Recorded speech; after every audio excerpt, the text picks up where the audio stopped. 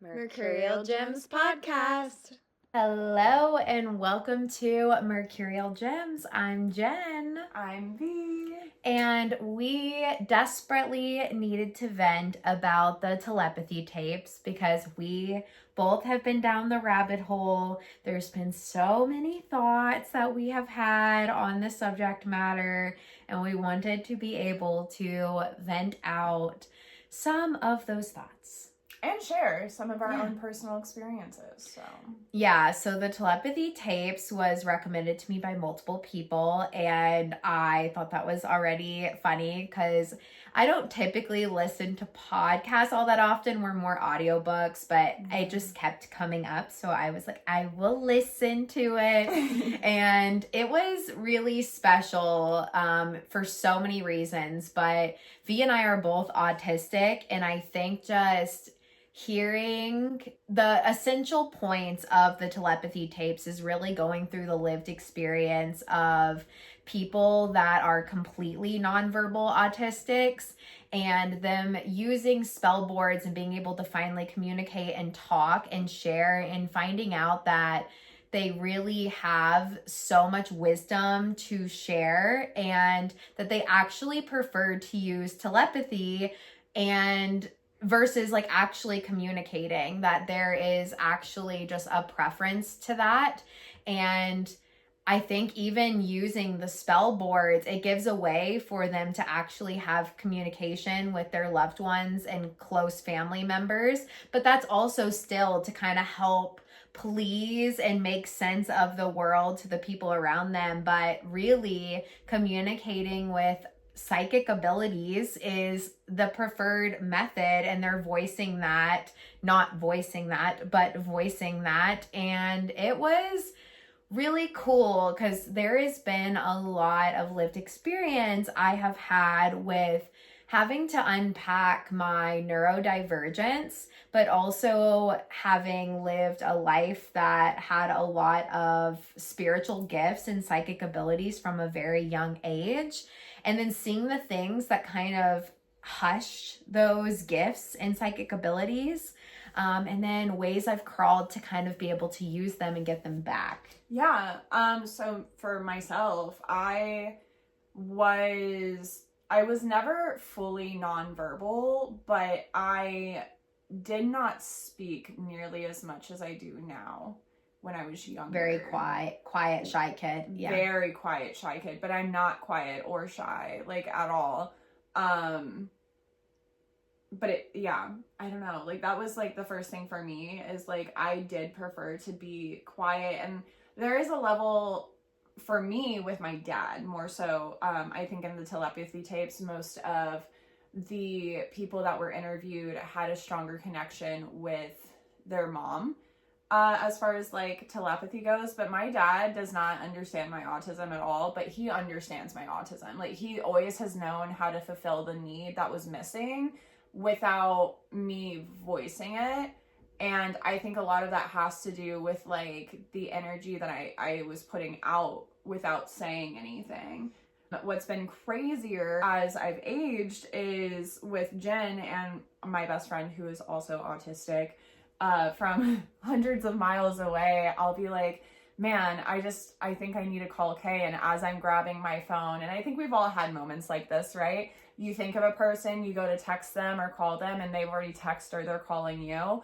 That happens, like, I swear to you, 3 times a week, right? Mm-hmm. I'm like, oh, I'm gonna text her, and I'm mid-typing out a text, and one pops through, like... And you had really strong gifts as a kid. You used to see spirits, talk to spirits. Yeah, but I never, like, really... That seemed like a whole other channel to me. I never really thought about the fact that I have a neurodivergent brain, my brain operates on a different frequency than most people's brains, and then that could also be linking to what are my spiritual gifts. I did see spirit. I hung out in graveyards all the time because I liked how quiet it was, and the energies I spoke with there spoke with me not out loud. Mm-hmm. So like that felt good. It felt like they were meeting me where I wanted to be. Yeah. And for myself, like as a kid, I very strongly spoke in telepathy with my mom. It was actually very funny to hear the tapes because my mom, I remember saying all the time growing up, like, I never actually have to worry about you when you're out of sight because I can always hear what you're thinking and I always know you're okay. It's like I can see exactly where you're at and what you're doing. And it was just very strong. And so that was always funny in the grocery store. She said she'd get an exact image of where I was, could walk right to me, and it was always right. So I thought that was very funny. A secondary layer to that too is she can't do that with your sister. Yeah. And your sister's not autistic. Yeah. So this was like a funny extra added layer. And as a kid, I used to just travel in my dreams everywhere. It was very easy for me to go wherever I wanted. I felt very strong in the astral sort of realms or other dimensional layers. That was just like a normal way that I moved through life. And it's crazy because as you get into society and you're expected to follow all these rules that really don't actually serve the neurodivergent brain, like having to conform to sitting still in school. I got in trouble all the time for being up, standing on the table, crawling on the ground, spinning in circles. Like I was very disruptive in classes and they had a lot of problems with me because of that. And it was just really hard for me to not be moving and adding a lot of sensory input. That's how I regulated myself.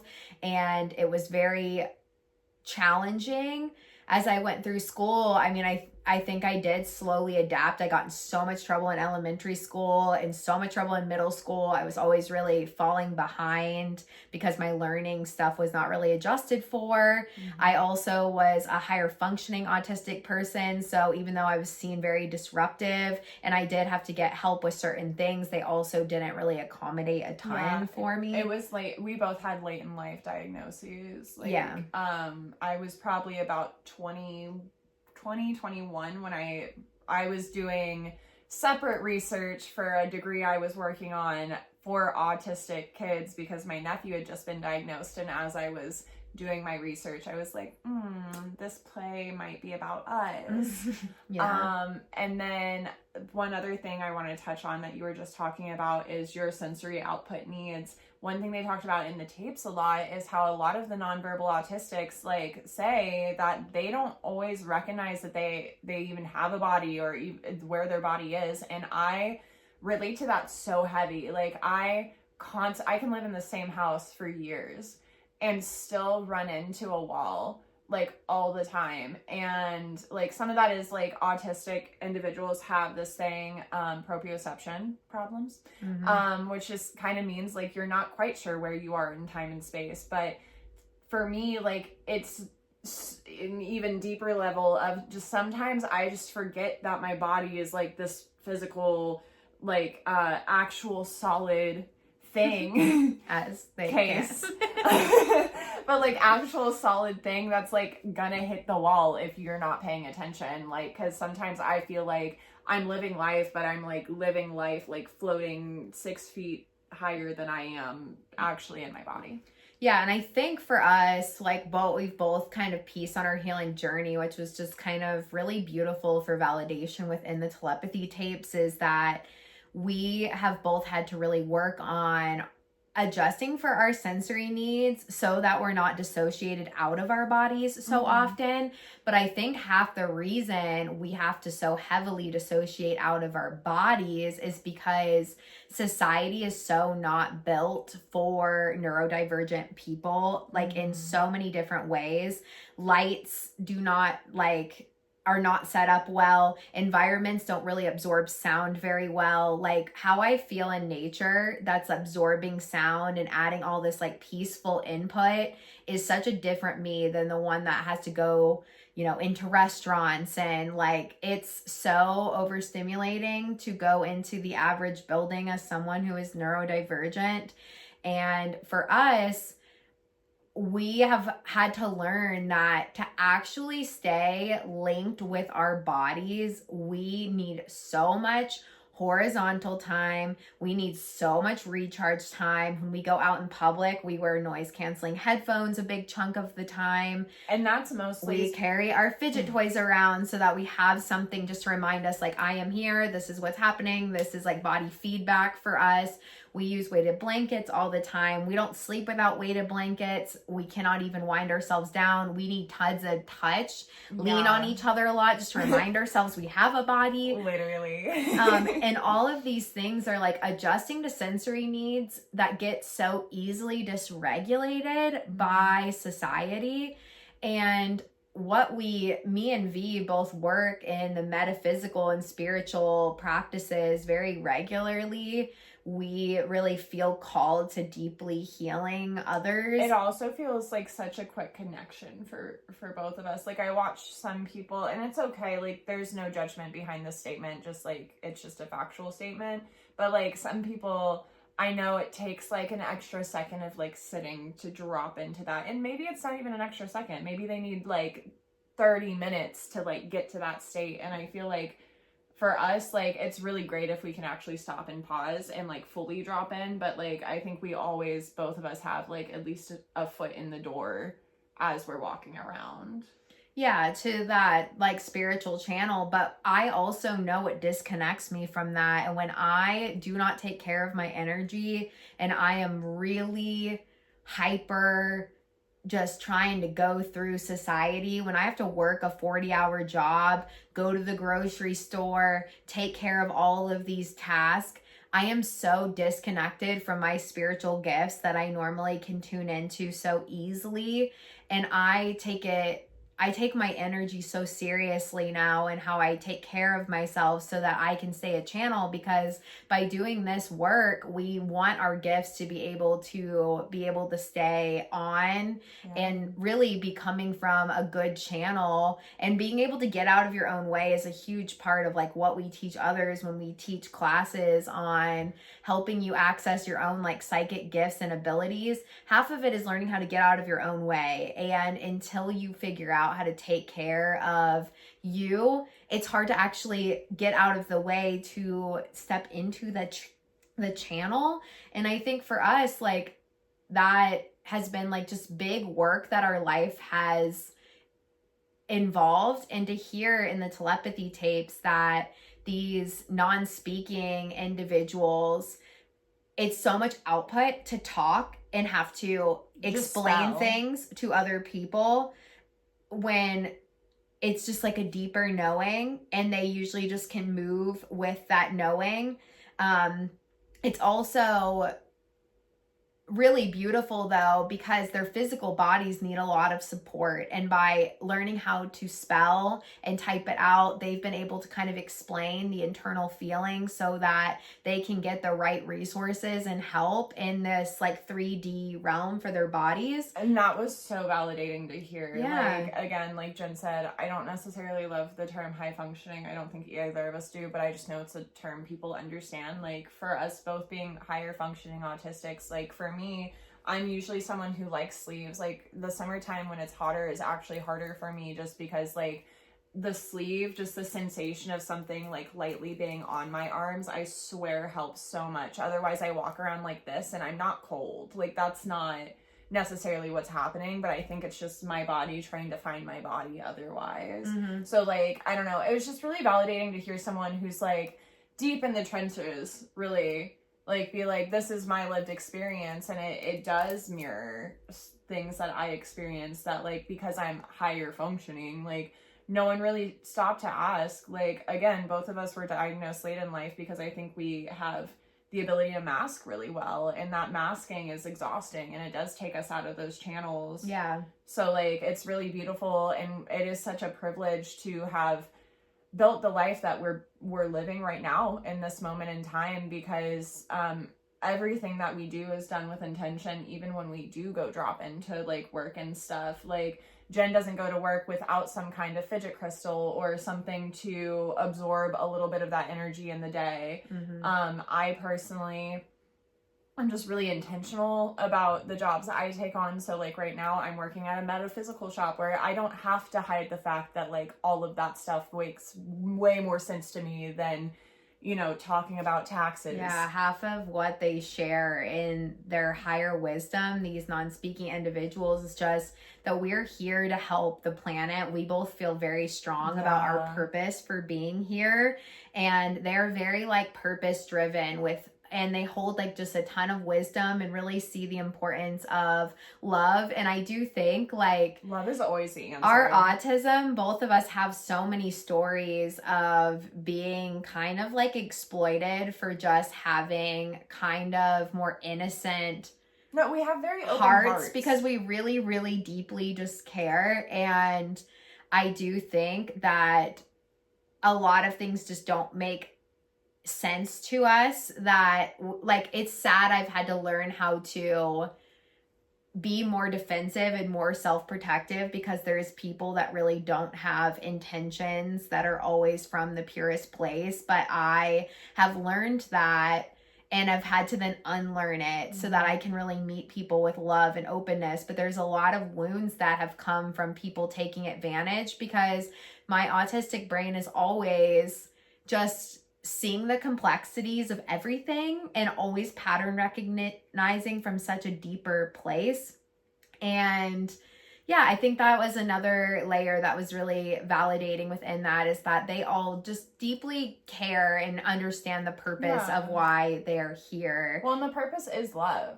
Like if you're in a position in life where you're like, I need to make a choice and I don't know which one is the right choice, like you should make the loving choice, like always. Are things gonna get harder? Maybe, probably. Like I don't personally believe anything in life is easy per se, right? Like the growth does not come from being comfortable, point blank, period.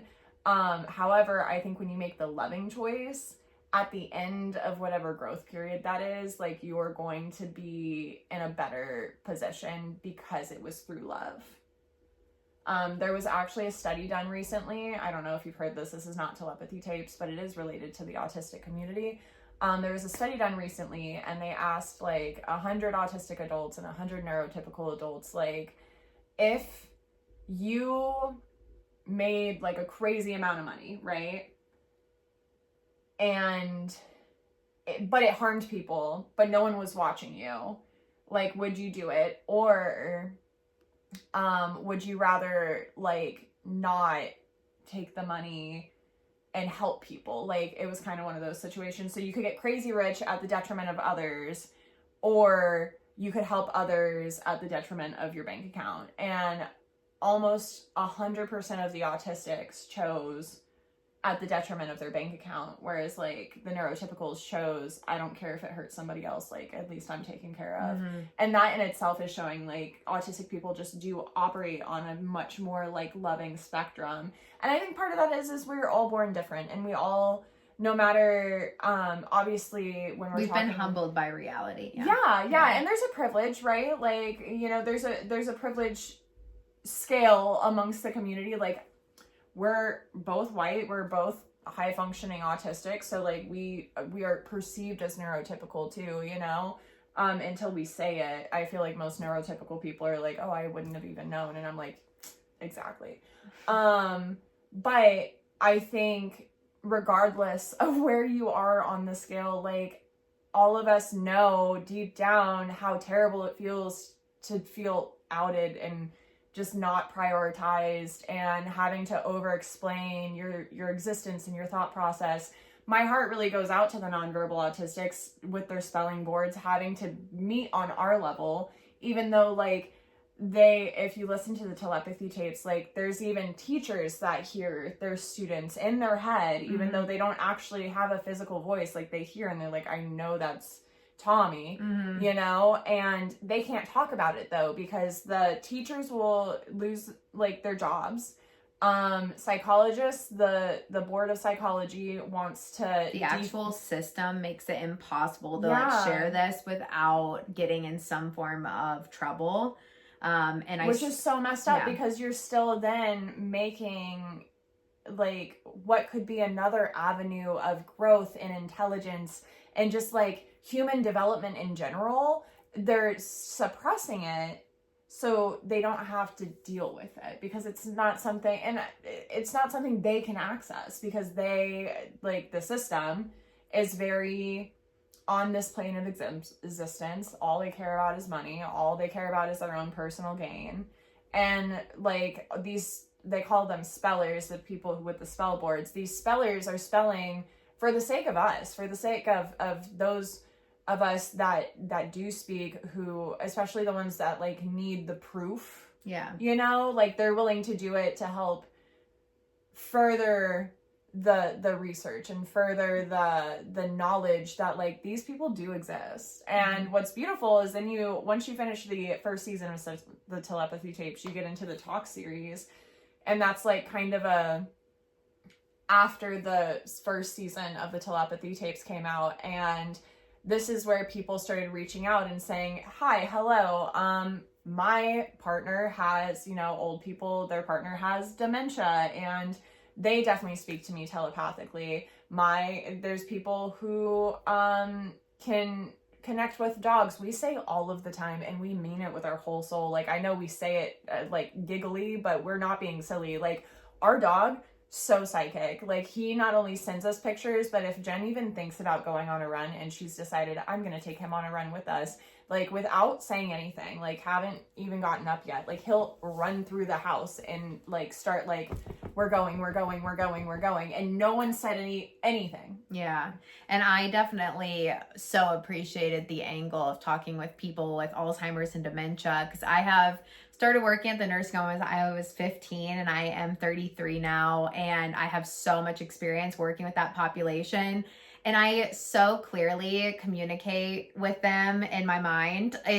I always know what they need. I always know how to like enter into their world and space. I've always been given the most difficult clientele because I just can always find a way.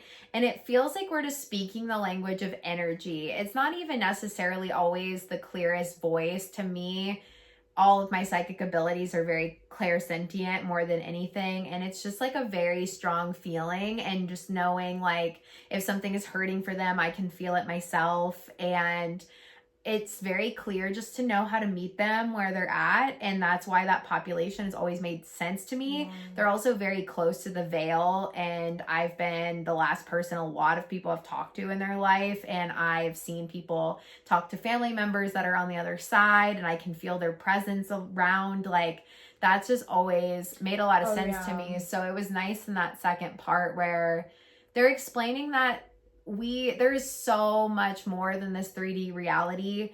We are all responding on such an energetic level, and it is not only autistic people that can do this stuff. It's just autistic people usually come into this life path with such a deeper blend of sensory information than just the five senses. We both have synesthesia. Yeah, so we see things like very intertwined as senses. Like, I can feel sound on my skin. I see pictures and movies with music really deeply. We both can see auras. Like, there's just a lot of extra perception that comes, and I think it's easier to just not doubt, and our lived experience holds just a lot more framework. I think anyone can be trained to utilize their gifts more. I just think you have more layers to strip away.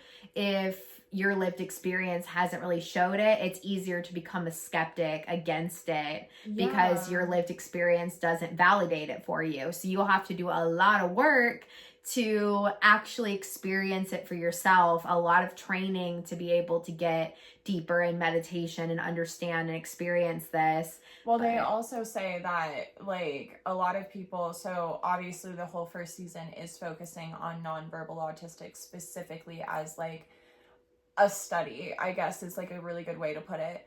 The second season, what you start to learn is it's people who are either have experienced near death, have experienced these like earth shattering, like deep illness that like will forever change their life. Like, these moments are the moments where like, and then all of this started happening. And I think the reason that is because like Jen was saying, like autistic individuals come onto this earth like immediately not accommodated for, and just like really experiencing the same life you're experiencing but so different.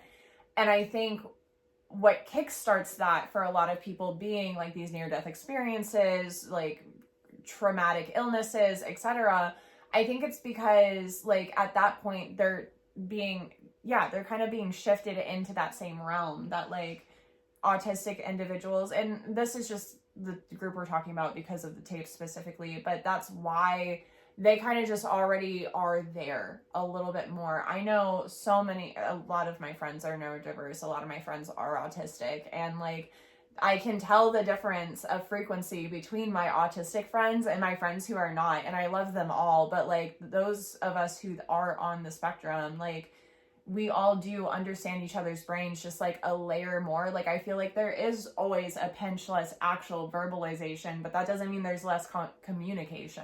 People have witnessed Jen and I like have a whole like quick little banter back and forth without even saying a word. For me personally, listening to the telepathy tapes, I kind of just feel like if you're someone who like doubts that stuff, like that's on you. I'm not here to convince you, but damn, was it validating to hear other people who experience what is just kind of our day to day. Yeah. Like, and obviously like season 1 goes a lot deeper because like they say all the time, like if you're missing one of your 5 senses, right, that your other senses can be heightened. So the fact that like the nonverbal autistics, like they don't have to waste processing time speaking like the rest of us do.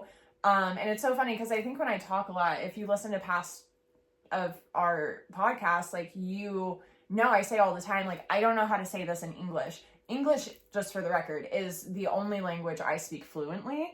And it is my first language. So when I say like I don't know the words for it in English, it's because like there's a like secondary realm that I understand something that I don't know how to transmute that here at all times. And there's a lot of wounds with being dyslexic, not being able to necessarily translate a feeling into words the right way. It's like one of the biggest pains of autism is that like the traditional feelings and the traditional words do not even fully encompass everything. And so I think it's a lot easier to speak energy. And I really do deeply understand that in a way and what they're getting at with it. The other thing I wanted to say about the telepathy talks, like the second portion, was it was really cool that it actually, so I started my company Senseful Wellness because I really believed that by doing sensory work and knowing how to deeply feel into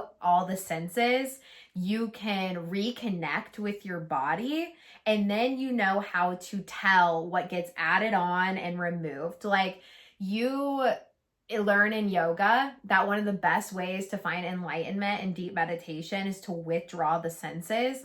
When you don't even know how to experience your body's senses first, you can't remove anything if you don't know it yet. So like awareness of knowing is how you unknow. And that is just so important to me. And sensory play has been so important to figure out a lot of truths about sensations in my body and to know how to then see like what's coming from output energy, what's coming from psychic reading, intuitive reading, what, like I can tell the difference between me and other people more. I wouldn't have been able to do that without insane amounts of work first, which is like the whole reason I started my company. And what is cool is going into the second layer was they started talking a lot about the different sensations within the body and just proprioception in general, like V touched on.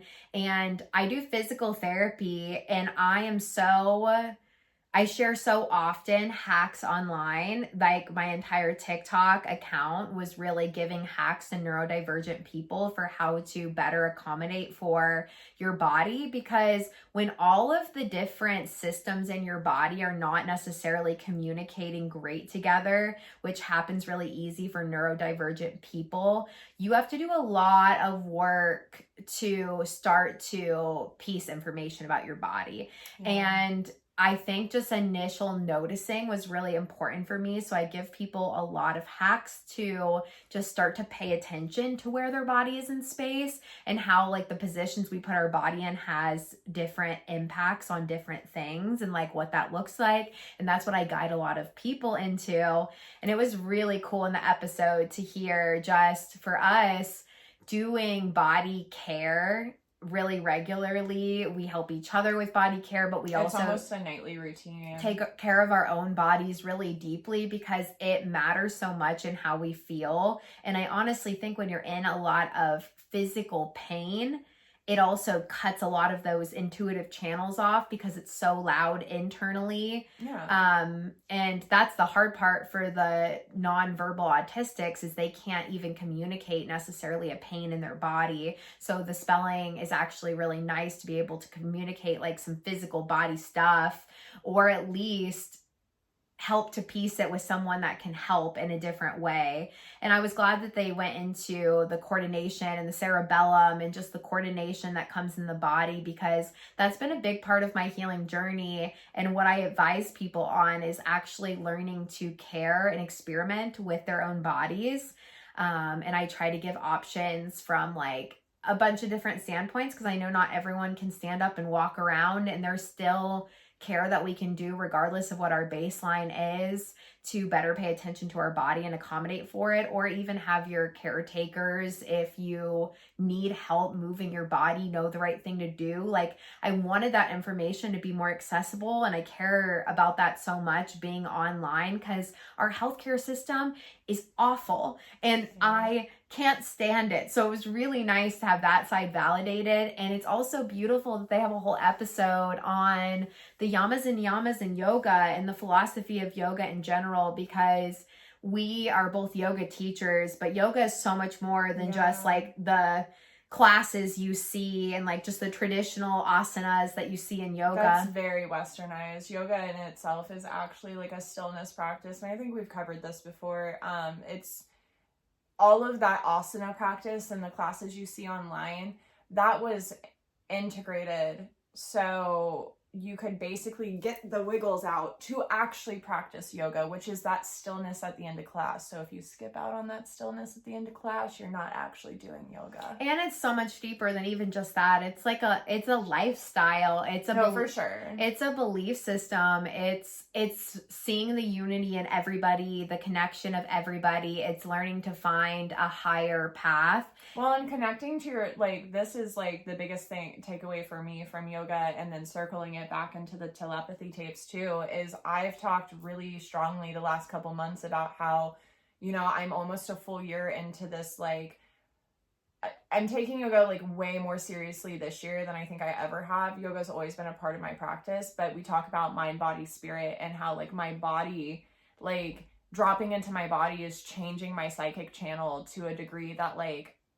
I've never felt this much control over before. Like it's always usually just like a wide open channel that I'm just like, yeah, that's happening, you know? And having these practices not only drops you into your body, but like Jen was talking about, like body care, like I genuinely can feel my body realigning as I'm doing yoga. And like all of a sudden I go from starting at like a 10, 10's dramatic, starting at like a 7 or an 8 in pain for the day, and my body just feels really stiff and tense. And then as I'm working through the practice, I can feel my body let go of certain energy lines, whatever was causing that tenseness. It loosens up, it releases, and by the end of my practice, you're so right. Like it is just like, now I can go back into like a download state, or I can journal, I can set intentions, whatever my purpose is for being there. Like it just feels way clearer.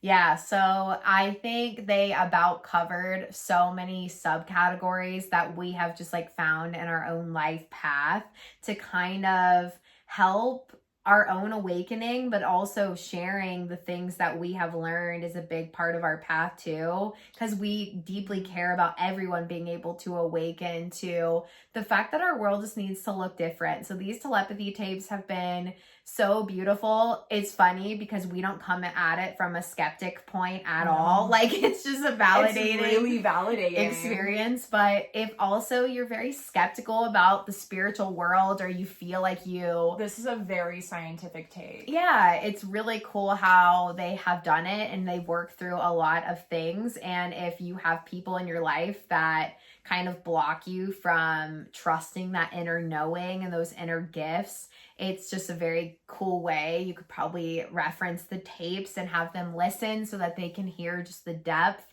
of the layers to this, because they really go through a lot of subcategories. I really do love when science comes around to the metaphysical world, and like you see the intersectionality, because I think people, and this is, I don't think they like directly speak to this, but they speak around this in season 1, which is that like science always wants to stay so far away from anything woo. And honestly, I know people in the woo-woo community that want to stay away from science because they feel like if they touch, all of a sudden either category is gonna like not be validated. But I personally believe that the spiritual side of things often just is an explanation for what science has yet to like scientifically explain, but it's there. Like if you think about it, the frequency that we've all been talking about, we are all this is science class. We are all made up of atoms, and atoms are molecules, and all these